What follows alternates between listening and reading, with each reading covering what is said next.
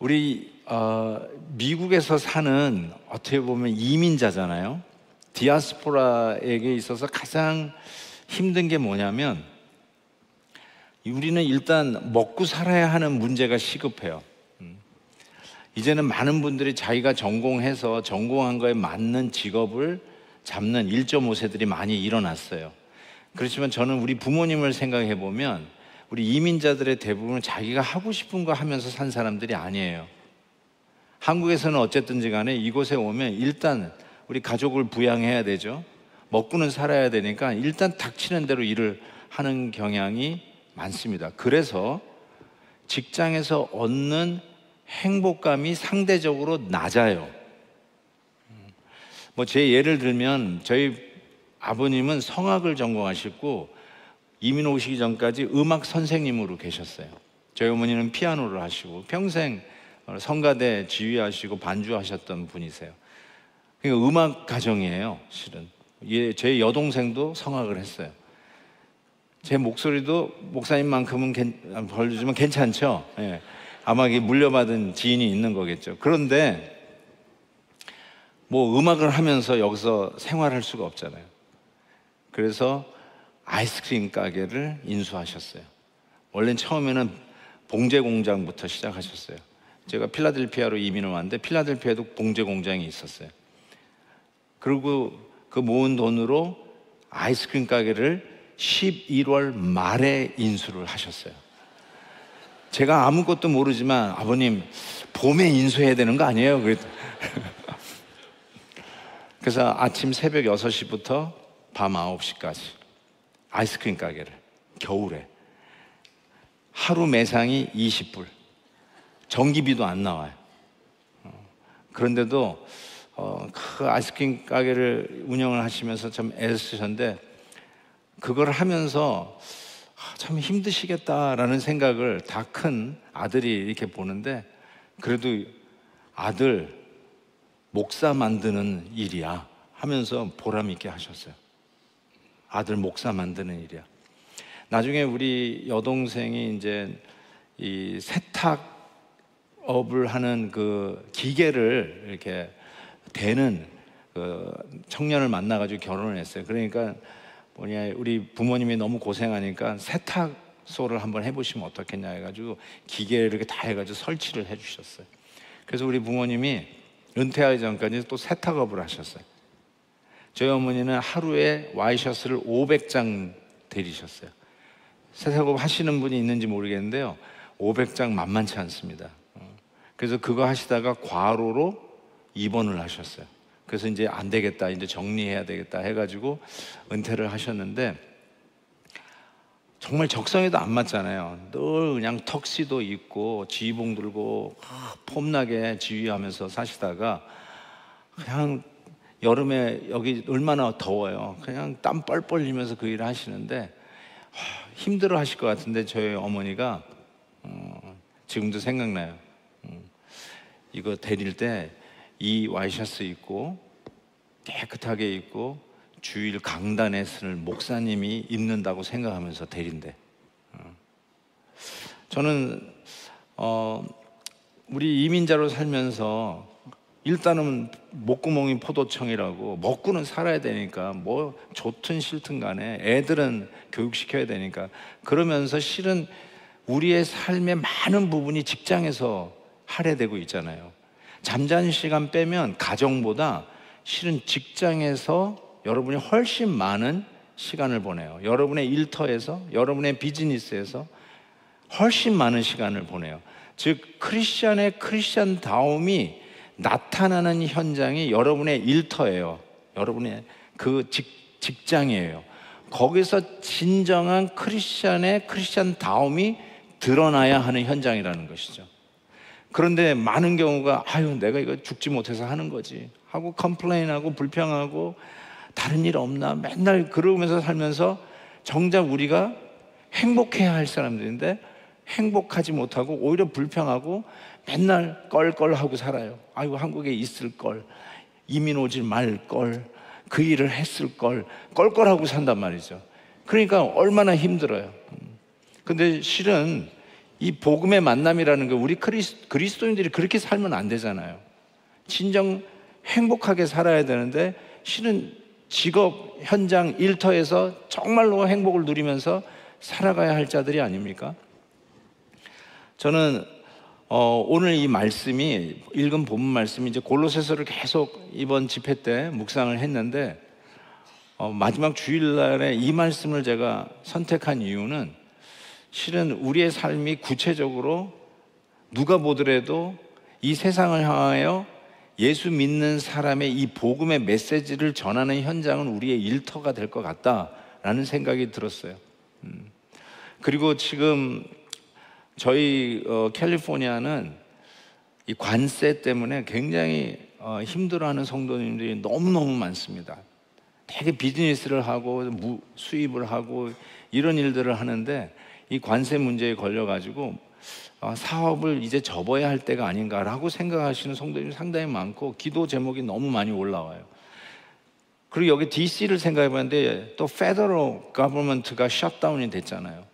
전 잘 모르지만 아마 이 연방 정부에서 일하시는 분들이 상대적으로 우리 KCPC엔 많지 않을까. 지금 뭐 보수도 없이 아무런 페이도 없이 정말 막연하게 지금 이 셧다운이 생각보다 굉장히 길게 가고 있는데 2000년 전 사도 바울이 골로새계 성도들에게, 그것도 로마 제국 당시 수십만 명이 노예였던, 그리고 성도들 중에서 대부분이 노예였던, 그것을 감옥 안에 갇혀 있는 사도 바울이 노예인 성도들에게 이 편지를 쓰면서 썼던 말이 2000년 후 미국의 캐피털 시티, 아니 세계의 어쩌면 정치 중심가에 사는 우리들에게 어떠한 애플리케이션이 있을까? 오늘 말씀은 진리의 말씀이기에 2000년이 지나도 우리에게 이 진리의 말씀 충분히 적용할 수 있다는 걸 생각하고 한번 생각해 보려고 합니다. 오늘 말씀이 이렇게 시작해요. 종들아 모든 일에 육신의 상전들에게 순종하되 성실한 마음으로 하라라고 이야기를 합니다. 어쩌면 그 당시 노예들은 집안에서 키우는 애완용 동물보다도 못한 존재라고 할 수 있어요. 제대로 인격적으로 대우를 받지 못하는 사회적인 신분이었어요. 그런데 사도 바울이 그 노예들에게 하는 말이 어쩌면 너희들을 함부로 대할 수 있는 확률이 큰 상전들에게, 물론 좋은 보스도 있었을 거예요. 인격적으로 대하는 상전도 왜 없었겠습니까? 그런데 확률상 막대하는 상전들이 더 많았을 거예요. 그런 상전들에게 뭘 하라고 이야기를 하면 순종하라 라고 이야기를 합니다. 이거를 어떻게 우리에게 적용해야 될지 한번 생각해 볼 필요가 있어요. 그리스도 안에서 이전 것은 지나갔으니 보라 새 것이 되었도다. 우리의 가치관이 복음의 가치관으로 변혁되어서 우리가 교육관, 또 직업관, 어떤 꿈과 비전을 가지고 있는 그런 가치관이 복음 때문에 완전히 변혁이 된 자들이 우리 예수 믿는 사람이거든요. 정말로 이전 것은 지나갔으니까 we become a new race, we are new creation. 잠깐 여기저기 두들겨 가지고 고쳐서 쓰는 사람들이 아니라 we are brand new. 이전 것은 all gone. 우리는 새 사람이 되었기 때문에 실은 오늘 본문 직전에 그리스도 안에서 새로운 된 사람들이 벗어버리고 새 옷을 입어야 된다는 put off, put on 다이나믹을 설명해요. 구원을 벗고 입는 다이나믹으로 설명을 해요. 아, 죄를 짓지 말아야지 하는 수준이 아니라 죄를 짓지 말고 오히려 반대로 하나님이 원하시는 선한 일, 의의 일을 해야지. 도둑질을 하지 않는 것으로 끝나는 게 아니라 더 베풀고 자비를 베푸는 일을 해야지. 거짓말 안 하는 걸로 끝나는 게 아니라 진리의 말을 전해야지. put off, put on을 이야기하면서 무슨 얘기를 하냐면 12절에 보면 너희는 하나님이 택하사 거룩하고 사랑받는 자처럼, 여기 보세요, 우리가 입어야 할 옷에 대해서 얘기하면서 긍휼과 자비와 겸손과 온유와 오래 참음의 옷을 입고 살아가야 돼요. 이 옷을 입는다는 말을 생각하니까 여러분 직장 갈 때 옷을 입잖아요. 집에서는 편한 옷을 입죠. 집에 오면 직장에서 입었던 옷을 벗고 오히려 편한 옷을 입지만 실은 우리가 챙겨 입고 나가는 옷의 현장이 우리의 일터 아니겠어요? 그 일터에서 우리가 입어야 할 옷이 긍휼, 자비, 겸손, 온유, 오래 참음이라는 이 옷을 입고 나가는데 정말로 우리가 직장에서 어떠한 마음과 어떤 복음의 가치의 변혁으로 살아가야 되는가? 이 땅에서는 어쩌면 눈 가리고 아웅하는 가치관이에요. 겉만 번지르면 괜찮을지 몰라요. 그런데 오늘 말씀 보니까 우리 주님은 중심을 보신대요. 겉보고 판단하는 것이 아니라 중심을 보신다고 말씀을 하고 있습니다. 그 월요일의 그리스도인이라는 최용수 목사님의 책이 있는데요. 그 책에 보면 아주 우리는 주일날만 거룩한 일을 한다라고 생각하는데 실은 월요일부터 하는 우리의 일이 이게 진정 거룩한 일이다. 이게 성직이다. 이게 원래 종교개혁가들이 한 말이잖아요. 목사님들만 성직이 아니라 여러분이 내일부터 나가는 일터의 현장이 성직이다라고 얘기를 하는 것이죠.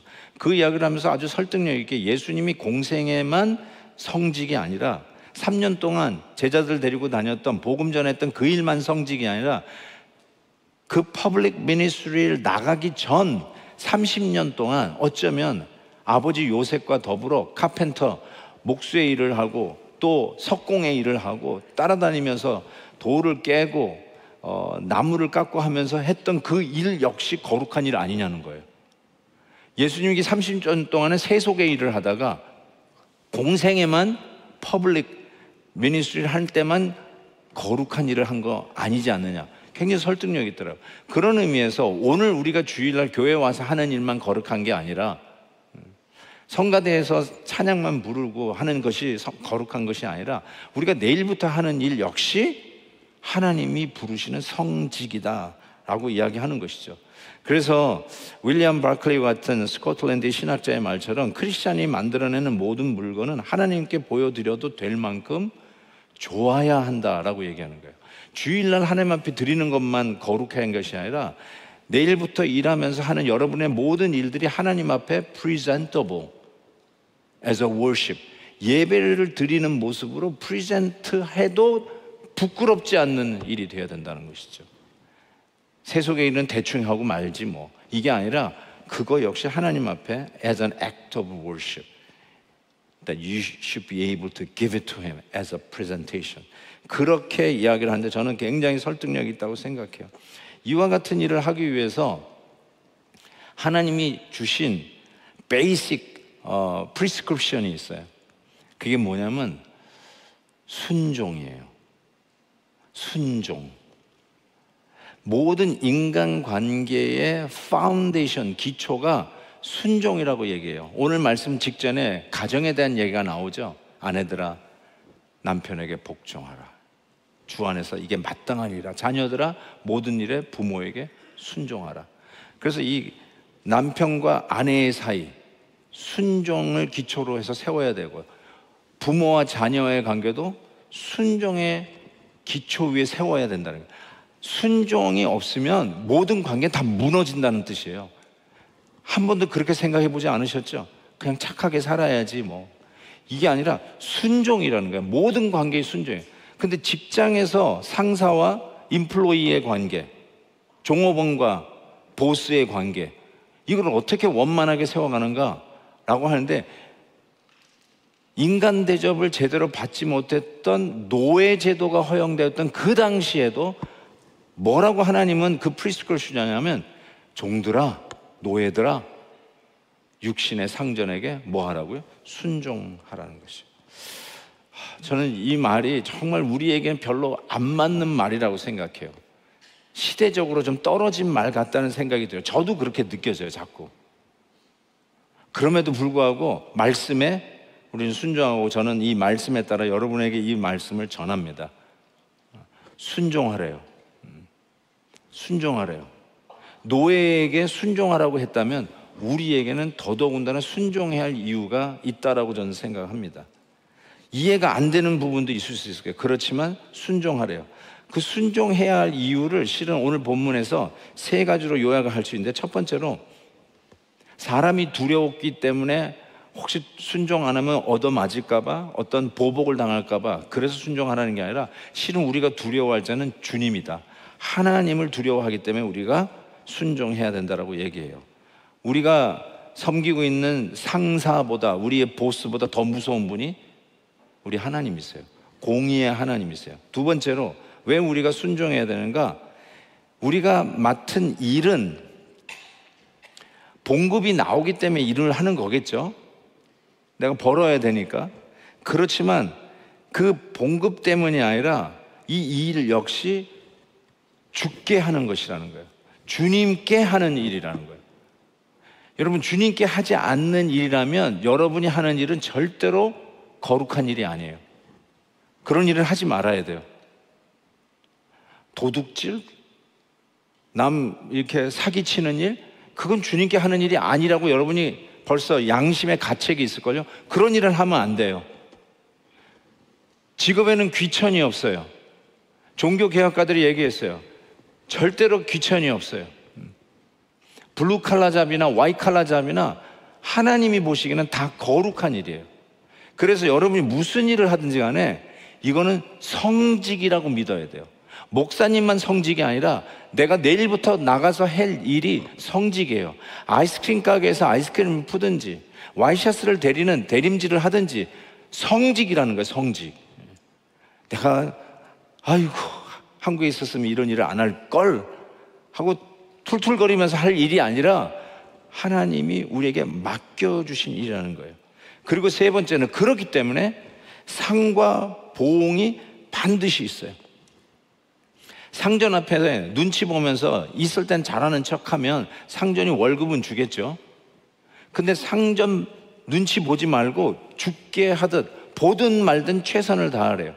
상전이 안 볼 때 최선을 다한 것, 그거는 누가 계산하냐면 주님이 계산해서 주신다는 거예요. 왜 아멘이 없습니까? 예. 뭐 화나셨어요? 왜 아멘이 없어요? 예. 상전이 안 볼 때 하는 게 억울하세요? 왜냐면 you're not gonna get paid. 그렇게 생각하세요? 보이지 않는 하나님이 상전이 안 봐도 여러분이 하는 일을 보고 계시기 때문에, 그리고 그 일이 누구를 위한 일이라고요? 궁극적으로 주님을 위한 일이시기 때문에 주님께서 월급을 주신다니까요. 어떻게 주는지는 하나님이 하시는 방법이 있을 거예요. 여러분이 나중에 느낄 거예요. 이렇게 하나님이 나에게 이 모든 일들을 정당하게 대우하셨구나. 나중에 여러분이 고백하실 거예요. 예. 우리 아이가 대학교 가는데 장학금을 받는다든지, 예. 여러분 하나님이 하시는 일이 너무너무 다양해요. 예. 그렇기 때문에 우리가 반드시 가져야 할 일이 있어요. 정말로 행복하고 우리가 예수 그리스도를 믿는 성도답게 사는 삶의 현장에서 어떻게 이 9 to 5 일하는 이 시간, sometimes overtime 하는 이 시간에 우리가 최선을 다하면서 가정에서도 교회에서도 행복하지만 실은 더 많은 시간을 할애하고 있는 직장에서 진정한 그리스도인의 삶으로 이 세상을 향한 메시지를 던져야 되는데, 행복하게 일하는 모습처럼 설득력 있고 예수 그리스도의 위대하심을 드러내는 다른 방법이, 더 효과적인 방법이 있을까 싶어요. 여러분 정말로 행복하게 여러분의 일터에서 일하는 방법, 오늘 주신 말씀처럼 몇 가지만 여러분에게 말씀드리고 싶어요. 첫 번째는 여러분이 하는 일이 성직이라는 걸 다시 한번 nail it down. 이거 holy work이다. 하나님이 나에게 맡겨주신 일이라는 거예요. 어떻게 할 수 있냐면 22절 보세요. 오직 주를 두려워함으로 하래요. 23절 보세요. 죽게 하듯 하래요. 24절 기업의 상을 죽게 받을 줄 아나니 너희는 주 그리스도를 섬기는 것을 아시라는 거예요. 여러분이 보스를 섬기는 건 줄 알았더니 궁극적으로 이게 주님을 섬기는 일이라는 거예요. 믿으시면 아멘. 이제 옛날엔 몰랐는데 이제 오늘 깨달았죠. 아, 이게 궁극적으로 주님을 섬기는 일이구나. 그래서 내가 하는 일이 세속의 일이 아니라, 세상 일이 아니라, 어쩔 수 없이 먹고 살아야 되니까 투덜대면서 해야 할 일이 아니라, 어쨌든 페이체크를 받아야 되니까 그냥 시간 때우려고 하는 것이 아니라 성직이구나. 성직이구나. 목사님들이 주님의 일들을 정말 최선을 다해서 감격하며 감사하며 하는 것처럼 나도 내일부터 나가서 하는 일들을 그런 마음으로 해야 되겠구나, 다시 한번 깨닫는 시간이 돼요. 성직이다. 믿으시면 아멘. 직업을 영어로 vocation이라고 그래요. vocation이라는 말이 불렀다는 뜻이에요. 불러서 하는 일이에요. 이게 잘 생각해 보시면 내가 하고 싶어서 하는 일도 있어요. 하고 싶어서 하는, 내 적성에 딱 맞아. 그래서 그거를 선호해서 하는 일도 있어요. 근데 실은 직업은 내 적성이나 내가 좋아서 내가 하고 싶어서 하는 일보다 더 위에 있어요. 그게 뭐냐면 부르심이에요. vocation이에요. 부르심 때문에 하는 거예요. 여러분의 적성을 무시하라는 뜻도 아니고 여러분의 기프트, 은사를 무시하라는 말은 절대로 아니에요. 거기에 은사에 따라 하나님이 부르셔요. 많은 경우가 그래요. 그런데 실은 내가 하고 싶은 것, 이 개인적인 성향이 있잖아요. personal trait가 있잖아요. something that you really want to do. 나 그런 일은 난 안 해. 그렇지만 이런 일은 난 하고 싶어. 그런 개인적인 성향이 있을 수 있지만 직업은, vocation은 그 위에 있어요. 하나님이 부르시면 어떤 건 싫어도 해야 돼요. 싫어도 해야 돼요. 원치 않아도 해야 될 일이요. 왜냐하면 하나님이 부르셨기 때문에. 저는 교회에서의 사역도 당연히 그래야 된다고 생각해요. 교회에서도 자기가 하고 싶은 거를 할 수도 있어요. 애들 가르치는 거를 좋아하니까 교사로 섬길 수도 있고, 노래를 좋아하니까 성가대로 섬길 수도 있고, 악기를 다루는 은사가 있으니까 오케스트라로도 섬길 수 있어요. Something that I like to do it. 초이스가 있다면 내가 은사가 있고 좋아하는 거 할 수 있어요. 그런데 교회에서의 사역도 그거 위에 있어야 돼요. 하나님이 네가 원하고 하고 싶은 거가 있어도 부르시면 부르시는 걸 먼저 해야 돼요. 이거 아멘이 진짜 안 나오네. 진짜로 그렇다니까. 제가 성경 말씀 외에 이런 걸 함부로 얘기하는 사람이 아닌데요, 내가 하고 싶은 거 위에 부르심이 있어요.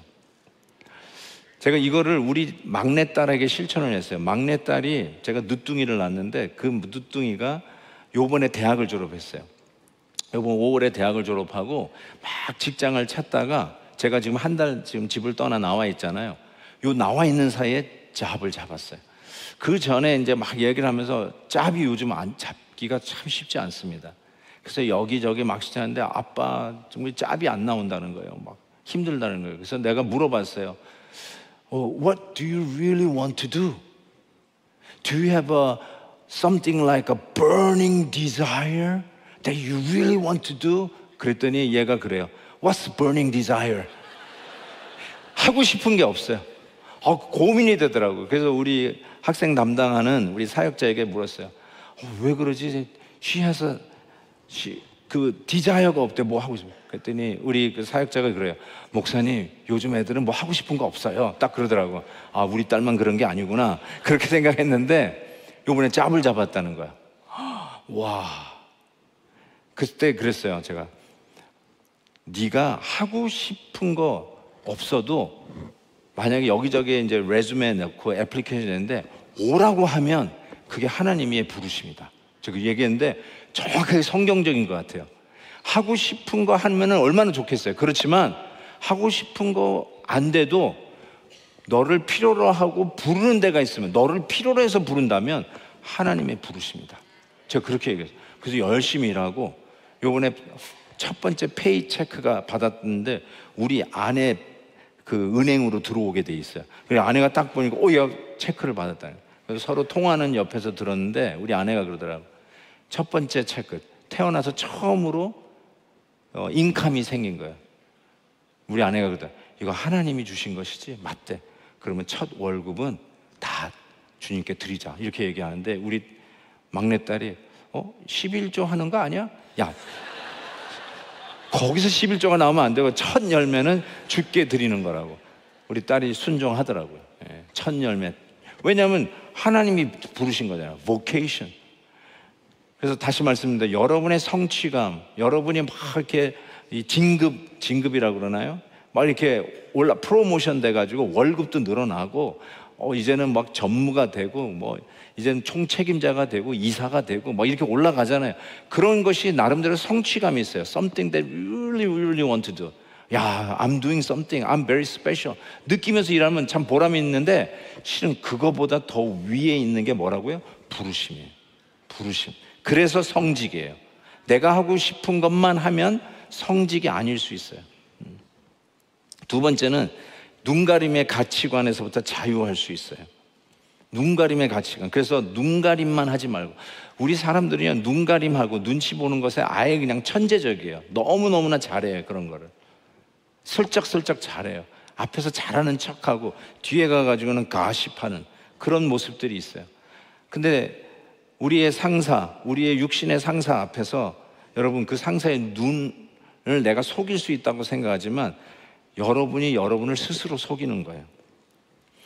어떤 분은 이 시대에 임금도 욕을 할 수 있는데 내가 이 언론의 자유를 가지고 우리 보스가 없는 데서 보스 욕하는 거 왜 못하냐, 이렇게 이야기할 수 있어요.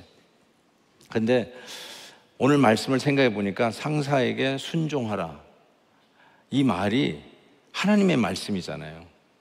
하나님의 말씀. 이게 이제 우리 크리스찬의 가치관을 가지고 있는데, 부모에게 자녀들이 순종하는 이유에 무슨 조건이 있나요? 너희 부모가 착한 부모일 때, 완벽한 부모일 때, 너보다 훨씬 더 공부를 많이 한 부모일 때, 너보다 훨씬 더 많은 인감과 재산을 소유한 부모일 때, 그럴 때 너는 부모에게 순종하라고 그랬습니까? 아니요. 우리 부모님이 부족하고 완벽하지 않아요. 많은 경우에 굉장히 자녀보다 못하잖아요. 자녀가 훨씬 더 영어도 잘하고, 자녀가 여러분보다 더 공부도 많이 했고, 자녀가 이 미국 사회에서 훨씬 더 발전할 가능성이 훨씬 크고, 그런데도 불구하고 부모가 상대적으로 열등하다고 할 수 있는데도 성경은 뭐라고 그러냐면, 그럼에도 불구하고 자녀들은 부모에게 순종하라고 그러잖아요. 조건이 없어요. 거기에 부모가 완벽할 때만이 라고 하는 조건이 없어요. 마찬가지예요. 아내들아 남편에게 복종하라. 남편들이 완전하지 않잖아요. 남편들이 절대로 완전하지 않죠. 우리 아내들을 대변하고 싶은 마음이 여기 막 올라오는데, 어쨌든 어떤 경우에는 아내가 훨씬 더 착해, 더 잘해, 더 마음이 넓어. 아이고, 아멘. 남자들이 그래. 그런데 성경 뭐라고 그래요? 남편이 마음이 더 넓고 인격이 더 되고 돈도 많이 벌고 그럴 때만 남편에게 복종하라? 아니에요. 이게 굉장히 중요한 말이에요. 여러분의 어떤 호불호 때문에 순종하기도 하고 아니면은 말고, 이게 아니라 여러분이 나름대로 생각하는 어떤 효율성이나 판단에 적합한 거에 따라서 행동하지 말고, 그거를 접고 그거를 내려놓고, in spite of that, you do obey to the authority that God put over you. 이게 성경적인 거예요. 지금은 여러분이 훨씬 스마트한 것 같죠? 거짓말 하지 마라. 이게 하나님의 말씀이에요. 근데 지금은 거짓말하고 넘어가야 더 현명하고 나한테 손해가 없을 것 같아요. 그걸 거짓말 막 해. 그 말은 뭐냐면 하나님의 말씀보다 내가 더 현명하다는 거 아니에요? 그래서 거짓말하는 거 아니에요? 이 위기를 빠져나가는 게 여러분이 더 잘한다고 생각하면서 거짓말하고 슬쩍 넘어가잖아요. 근데 하나님의 말씀은 거짓말하지 마라. 지금 생각해보면 하나님이 좀 덜 현명한 것 같은데도, 그럼에도 불구하고 내 생각과 판단을 접고 하나님 앞에 순종하라는 거 아닙니까? 여기에 똑같은 그 이야기를 하고 있어요. 잔 비비어라고 순종이라고 하는 책이 있어요. 실은 이 순종이라는 책이 영어 이름은 Undercover라고 하는 책인데, 어떻게 번역을 순종으로 번역했는데 그 내용이 순종에 관한 내용이더라고요. 그 한 부분을 읽어드릴게요. 나는 하나님에게는 복종하지만 인간에게는 먼저 내가 수긍할 수 있어야 복종할 수 있다고 말하는 사람들도 있을 것이다. 바로 이 부분이 우리의 성장 과정과 잘못된 교회관 때문에 우리 앞이 막힐 수 있는 곳이다. 하나님에게만 있는 권위에 대한 복종과 하나님이 위임하신 권위, 부모, 우리의 상사, 우리의 영적 권위를 둔 목사님, 이 하나님이 위임하신 권위에 대한 복종은 나눌 수 없대요. inseparable. 하나님이 가지신 권위와 하나님이 위임하신 권위를 separate 할 수 없대. 만약에 여러분이 separate 할 수 있다고 생각하면 여러분이 잘못 교육을 받고 심지어는 잘못된 교회관 때문이라고 이 잔 비비오는 얘기하고 있어요. 저는 굉장히 이 말에 의미심장한 뜻이 있다라고 저는 생각을 합니다. 조금만 더 읽어드리면 불순종의 결과는 다양하다. 언제나 즉시 눈에 띄거나 분명하지는 않아도 씨를 뿌리면 거둘 게 있듯이 확실하게 여파가 있다. 불순종의 여파가 있다는 거예요. 영혼의 대적인 사탄은 이 지식을 우리가 모르게 하려고 한다. 우리가 순종을 경시하고 미혹하는 전략에 쉽게 넘어가길 바라면서 말이다. 순종하지 않고 결정하면 즉시 생기는 이득에 비하면 불순종의 결과는 대단치 않다는 논리를 무의식 중에 펴는 사람들도 있다. 이런 미혹적이고 치명적인 사고방식이 얼마나 널리 퍼져 있는지 그저 놀라울 뿐이다. 이 불순종의 문화가 너무나 우리에게 편만하게 펴져 있다라고 하는 지적인데 동의합니다, 저는.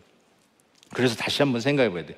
우리가 진짜 왜 순종을 해야 되는지, 나의 이 나중심적인 생각, 내 성향에만 맞고 내 좋은 것만 좋고 나한테만 맞아야만 그게 옳은 것인 줄 착각하고 사는 이 잘못된 교육에서 내 의견을 접고 정말 그럼에도 불구하고 순종해야지라고 하는 이 의지적인 결단, intentional obedience, which we really needed in these days as a Christian. 베드로가요, 헤롯 왕에게 엄청난 핍박을 받았어요. 같은 동료 요한의 형제 야고보를 칼로 죽인 사람이 헤롯이에요. 헤롯 아그리파 1세. 그리고 베드로도 감옥에 갇혔어요. 교회가 막 기도하면서 이 베드로가 옥문이 열리는 기적을 경험했던 바로 그때인데요. 그 베드로가 베드로 전서를 쓰면서 이렇게 얘기했어요. 뭇 사람을 공경하며 형제를 사랑하며 하나님을 두려워하며 look at this. 왕을 존대하라. 이런 말 쓰고 싶겠어요? 왕을 존대하라. 근데 베드로는 알았어요. 왕이 하나님이 우리 위에 된 권위라는 걸 알았어요. 그 기본적으로 왕을 존대해야 된다는 것을 얘기했어요. 여러분, 그러면은 이거는 악을 도모하는 거다. 여러분 별 생각을 다 하실 거예요. It's not right부터 시작해가지고, 야, 그러면 김일성에게도 우리가 존대를 해야 되냐부터 시작해가지고 별의 의견을 하는데, 여러분 너무 걱정하지 마세요. God is smarter than you. 예. 사도행전 보시면 이렇게 되어 있어요. 백성이 크게 부르되 이것은 신의 소리요 사람의 소리가 아니라 하거늘 헤롯이, 바로 베드로를 감옥에 쳐넣었던 그 헤롯이 영광을 하나님께로 돌리지 아니하므로 주의 사자가 고치니 벌레에게 먹혀 죽이니라. 하나님이 하시는 일이 있어요. 하나님이 하세요. 너무 걱정하지 마세요. 하나님이 처단하세요. 무서워요, 저는. 그게 무서워서요, 함부로 못해요. 하나님이 나에게 주신 권위를 참 쓰기가 힘들어요. 왜냐하면 그 심판이 있다는 걸 저는 너무 잘 알기 때문에. 여러분, 우리가 하나님의 말씀으로 살아간다는 게 여러분을 비참하게 만들거나 행복한 여러분을 뺏으려고 하는 게 아니라 실은 진정한 행복을 누리고 그 행복을 통해서 예수 그리스도의 복음을 세상에 메시지화하는 것이거든요. Chariots of Fire라고 하는 그 영화가 있어요. 1924년 파리 올림픽을 배경으로 한 영화인데요. 거기에 나온 주인공이 에릭 리들, 제가 일부 때 이름을 잘못 얘기했어요. 에릭 리들이라고 하는 주인공이 있어요. 영국의 이 달리기 국가대표, 거기 나가는데 원래 100m 금메달 리스트, 금메달 유망주였는데 주일날, 그러니까 여러분 들어보셨어요. 주일날 뛰는 바람에 안 뛰어요. 주일날 자기는 예배 드려야 된다고. 그래서 자기 종목이 아닌데 200m인가 400m를 뛰는데 거기서 금메달을 따요, 이 에릭이. 근데 그 친구 헤롤드가 있어요. 헤롤드도 금메달을 따요. 근데 그 두 주인공이 이렇게 비치면서 헤롤드는 참 금메달을 땄는데도 불행해 보여요. 근데 에릭은 너무너무 신나 보여요. 그러면서 열심히 최선을 다해서 달리기 해서 결국 금메달을 따는데, 실은 그 아버지가 중국 선교사예요. 이 리델 아주 유명한 선교사님이신데, 그 누이가 막 걱정을 하는 거예요. 야, 너 선교사로 아버지 따라 중국에 가야 되는데 너 너무 맨날 보니까 쉽게 우리식으로 너 노는 거 아니야? 뛰는 연습만 하니까 너 노는 거 아니야? 라고 할 때 그때 그 스코틀랜드 그 그린 배경으로 영화가 아주 기가 막혀요. 그때 그 에릭이 자기 누이에게 했던 말이 있어요. 이 말이에요. I believe God made me for a purpose. 하나님이 나를 어떤 목적이 있어서 만든 걸 자기 믿는데요. But He also made me fast. 그렇지만 하나님이 나를 빨리 다루는 발이 빠른 사람으로 만들었대. 그래서 이렇게 얘기했어요. 이 말에 집중하세요. 그래서 나는 뛸 때 when I run 나는 하나님의 기쁨을 느껴. I feel His pleasure. 이게요 지금 제가 했던 말을 요약하는 말 같아서 여러분에게 소개한 거예요. When I run, I feel His pleasure. 그러니까 여러분이 일터에서 내가 엔지니어로 일하는 때 나는 하나님이 기뻐해. 가정주부 어머니들, 가정주부는 일이 아니라고 생각하면 곤란해요. 그것도 요즘 계산하면 10만 불이 넘어요, 연봉. 예. 가정주부로 일할 때, 설거지 할 때, 요리를 할 때 When I cook, I feel husband's pleasure가 아니라 I feel God's pleasure. 예, 이거예요. 그러니까 내 기호가 보다 하나님의 부르심이 우선이라고 했잖아요. 내가 원하는 거 하는 것보다 실은 하나님이 기뻐하시는 하는 걸 그게 우선이란 말이에요. 내가 인컴 제너레이트 하는 것보다 내가 더 많은 연봉을 받는 것보다 내가 하는 일에서 하나님이 기뻐하는 거예요. 여러분이 일을 할 때 Do you feel that? 내가 지금 이 일을 하고 있는데 투덜투덜대면서 하는 일이 아니라 힘들어도 하는 거예요. 다림질이라도 세탁소에서라도 아이스크림 푸는 일이라도 그 일을 할 때 하나님이 너무너무 좋아하시는 거예요. 너무너무 좋아하시는 거예요. 제가 밤을 새면서 설교 준비를 할 때 때로는 힘들고 막 잠을 깨면서 막 준비를 하는데 제가 그때 느끼는 게 하나님이 너무너무 좋아하는 것 같아요. 귀한 꼴을 먹이기 위해서 애쓰는 목사의 모습을 보면서 하나님께서 He feel His pleasure. 그런 거예요. 그걸 느끼셔야 된다는 거예요. 그게 바로 예수 그리스도 안에서 이전 것을 지나갔으니 보라 새 것이 되었다. 완전히 혁명적인 직업관을 갖고 오늘도 하나님께서 나에게 주신 이 일을 통해서 행복하게 하시고 이 행복을 통해서 복음을 전하는 축복의 통로로 이 세상에 메시지화하는 놀라운 은혜가 있을 줄 믿습니다. 행복하시기를 바랍니다. 내일부터 신나게 일터로 달려가시기를 바랍니다. 기도하겠습니다. 하나님 아버지 감사합니다. 웬 은혜인지요. 너무나도 좋은 아름다운 아티스틱한 임프레시브한 우리 KCPC에 와서 우리 성도님들의 행복한 모습을 봅니다. 하나님 아버지 저들의 행복을 사용하셔서 이 세계의 중심부 이 심장부 헤드코어에서 예수 그리스도를 선포하고 메시지화하는 우리 하나님의 귀한 자녀들로 축복해 주시옵소서.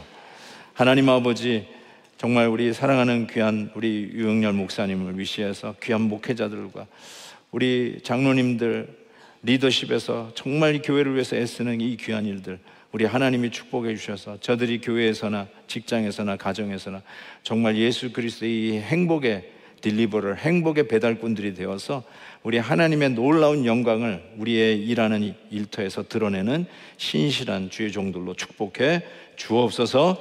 예수님의 이름으로 기도하옵나이다. 아멘. 이제 우리 내일 아침 일어날 때 새로운 느낌, 새로운 동기부여 그리고 새로운 목적이 생겼습니다.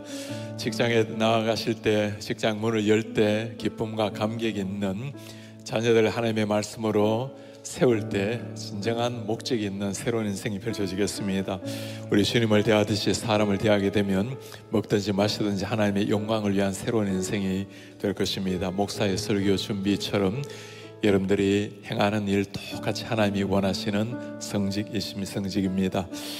우리 사흘 동안 하나님의 말씀을 정말 가슴에 내려앉는 그리고 삶 속에 우리의 가치관에 변혁을 일으켜준 또 잔잔한 파문을 일게 만든 귀한 우리 목사님을 통해서 하나님이 참으로 기대하시는 신앙의 성숙한 경지가 무엇인지를 진정한 신앙의 품격이 무엇인지를 배우게 되었습니다. 이제 그렇게 살아가야 할 때입니다. 목사님 보내주신 하나님께 감사하는 마음으로 목사님 고맙습니다. 우리 박수로 한번 감사드리겠습니다. 고맙습니다. 다 같이 일어나셔서 오늘 말씀 간증하면서 저 장미꽃 위에 있을 아직 맺혀있는 그때 귀에 어느니 소리 들리니 주님의 음성이 분명합니다. 밤 깊도록 동산 안에 주와 함께 있으려 하나 괴로운 세상에 할 일 많아서 나를 가라고 명하십니다. 주님 나와 동행하면서 나를 친구 삼으셨습니다. 우리 서로 받은 그 기쁨 알 사람이 없도다. 저 장미꽃 위에 있을 저 장미꽃 위에 있을 아직 맺혀 있는 그때 귀에 어느니 소리 들리니 주 음성 분명하다. 주님 나와 동행하며 주님 나와 동행을 하면서 나를 친구 삼으셨네. 우리 서로 받은 그 기쁨 우리 서로 받은 그 기쁨을 알 사람이 없고 밤 깊도록 동산 안에 깊도록 동산 안에 주와 함께 있으려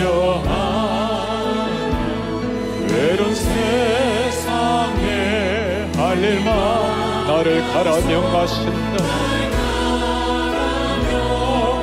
주님 약속합니다. 주님 나와 동행하며 주님 나와 동행을 나를 친구 삼으셨네.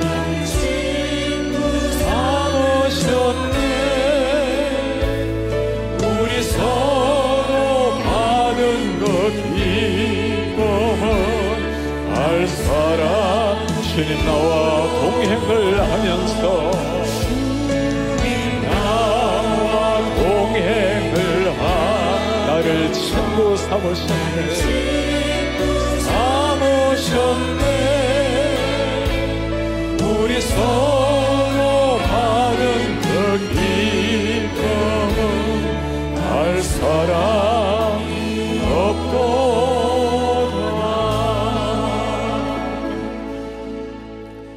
우리가 사흘 동안 귀한 목사님을 통해서 골로새서의 말씀을 통해 진정한 복음, 예수 그리스도, 십자가, 그리고 그 주님 앞에 살아가야 할 품격 있는 성숙한 그리스도인의 삶을 보았습니다.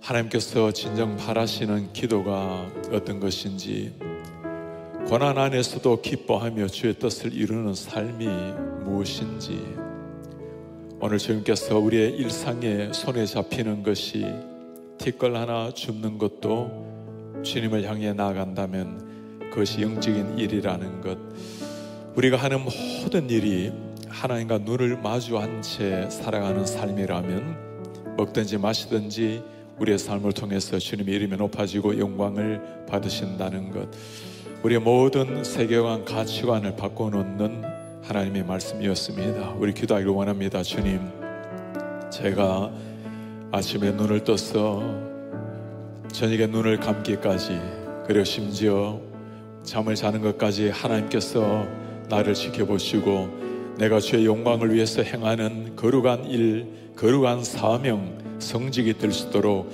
그렇게 예수님처럼 살아내다가 우리 주님 앞에 다 설 수 있도록 도우시옵소서. 우리의 일상의 삶을 통해 십자가의 복음을 전가할 뿐만 아니라 우리의 삶 자체가 예수 그리스도의 생명의 복음, 십자가의 복음, 부활의 복음의 통로가 될 수 있도록 은혜를 부어 주옵소서.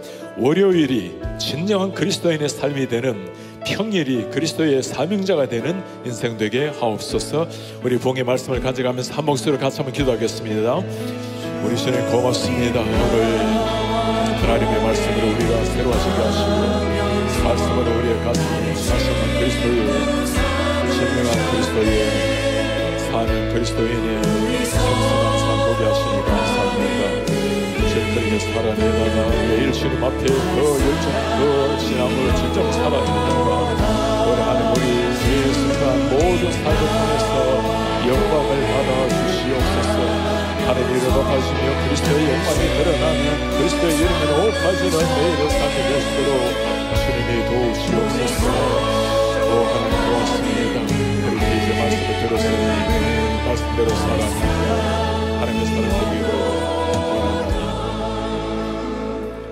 우리의 존귀하신 하나님, 살 동안 참으로 존경하는 당신의 종을 보내어주시고 하나님의 생명의 말씀, 그 진리의 복음의 정수를 다시 우리의 가슴에 새겨주시니 감사합니다.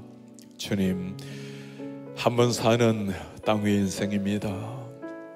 바람처럼 지나가는 짧은 인생, 허무와 죽음으로 치닫는 인생 가운데 우리를 건져내시기 위해서 당신의 아들을 보내시고 우리를 대신하여 피 흘리시고 살 찢기시게 하시고 당신의 아들을 포기하시고 우리를 선택하신 하나님, 아침에 눈을 뜰 때 의식이 들어오는 순간부터 예수께서 우리를 위해 생하신 그 십자가에 상상할 수 없는 그 은혜, 십자가의 붉은 피가 선명하게 우리의 가슴에 새겨지는 이런 하나님의 자녀들이 되게 하옵소서. 하나님, 매일 아침 매일 어떤 상황 속에 놓여질지라도 내 한마디 말, 눈빛 하나, 태도 하나, 손에 잡히는 일 모든 것이 하나님이 맡겨주신 일이기에 그것이 우리의 vocation이 되게 하시고 진정한 하나님이 우리에 맡겨주신 사명이 되게 하시고 그 일 통해 하나님의 향기요 하나님의 영광을 나타내게 하옵소서. 이제 우리가 살 동안 복음을 만나다는 주제로 말씀을 들었습니다. 복음을 통해서 예수님을 다시 만나게 하시고 예수 그리스도 안에서 진정한 그리스도인의 참된 삶을 보게 하셨으니 이제 주님 그렇게 살아내게 하옵소서. 그것이 지나친 의지, 지나친 결단이 아니라 하나님이 주시는 성령의 충만함으로 그 넘치는 overflowing 하는 은혜로 너무나 행복하게, 너무나 joyful하게 매일 살아내는 신자의 삶이 되게 하옵소서. 김한희 목사님 사랑하는 종의 삶과 사역의 은혜를 도와주시고 귀한 종을 통해서 베들교회가 하나님의 말씀의 통로가 되어 열반 지역뿐만 아니라 미주 전역이 하나님의 복음의 통로가 되는 교회, 세계 열방을 행해 하나님의 십자가의 복음, 찬란한 부활의 복음으로 열방을 변화시키는 하나님의 교회로 세워 주옵소서. 모든 것 주님 앞에 감사를 올려드리며 우리 주 예수 그리스도의 이름으로 기도하나이다. 아멘. 주 예수 그리스도의 은혜와 하나님의 사랑과 성령의 교통하심이 복음을 만난 사람답게 예수 그리스도의 피를 가슴에 새기고 부활의 찬란한 영광 천국을 가슴에 소유한 사람답게 품격 있는 하나님의 아들 딸답게 살아내기를 원하는 주의 모든 백성들 머리 위에 지금부터 영원토록 함께 있을지어다. 아멘.